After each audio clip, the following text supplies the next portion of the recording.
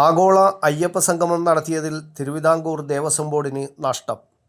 3.4 കോടി രൂപയുടെ നഷ്ടമെന്ന് ഓഡിറ്റ് റിപ്പോർട്ടിൽ പരാമർശമുണ്ടെന്നാണ് സൂചന.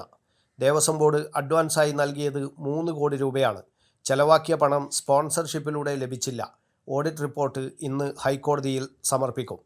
സർക്കാരിൻ്റെയോ ദേവസ്വം ബോർഡിൻ്റെയോ ഫണ്ട് ഉപയോഗിക്കാൻ പാടില്ലെന്ന് ഹൈക്കോടതി കർശന നിർദ്ദേശം നൽകിയിരുന്നു. സ്പോൺസർഷിപ്പിലൂടെ പണം പൂർണ്ണമായി കണ്ടെത്തും എന്നായിരുന്നു അന്നത്തെ ദേവസ്വം ബോർഡ് പ്രസിഡന്റ് പറഞ്ഞിരുന്നത്. എന്നാൽ പണം തിരികെ സ്പോൺസർഷിപ്പിലൂടെ വന്നില്ലെന്നാണ് വിവരം. കഴിഞ്ഞ വർഷം സെപ്റ്റംബർ 20-നാണ് സർക്കാരും ദേവസ്വം ബോർഡും ചേർന്ന് പമ്പയിൽ ആഗോള അയ്യപ്പ സംഗമം നടത്തിയത്. ആഗോള അയ്യപ്പ സംഗമത്തിൽ നിരവധി ക്രമക്കേടുകൾ നടന്നുവെന്ന് പ്രതിപക്ഷ നേതാവ് വി.ഡി. സതീശൻ പറഞ്ഞു. 600ഓളം പേർ പങ്കെടുത്ത പരിപാടി ഇത്രയും കോടി രൂപ എങ്ങനെ ചെലവായി എന്ന് അദ്ദേഹം ചോദിച്ചു.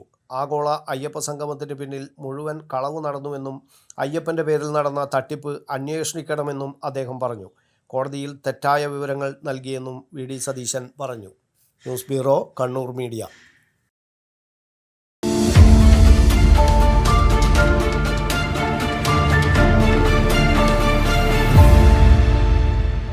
വിവാഹ പർച്ചേസുകൾക്ക് കുറഞ്ഞ പണിക്കൂലിയിൽ സ്വർണം മുൻകൂട്ടി ബുക്ക് ചെയ്യാൻ അഡ്വാൻസ് ബുക്കിംഗ് സ്കീം. പണിക്കൂലിയിൽ 50% വരെ ഡിസ്കൗണ്ട് നേടാൻ മൈ ഗോൾഡ് സേവിംഗ് സ്കീം. പണിക്കൂലി ഒന്നുമില്ലാതെ സ്വർണ്ണാഭരണം സ്വന്തമാക്കാൻ ഗോൾഡൻ ബഡ് സ്കീം. എന്നും വിശ്വസ്തയോടെ സ്വർണം സ്വന്തമാക്കാൻ ആരാധന ജ്വല്ലറി, കുവൈറ്റ് ആൻഡ് കണ്ണൂർ.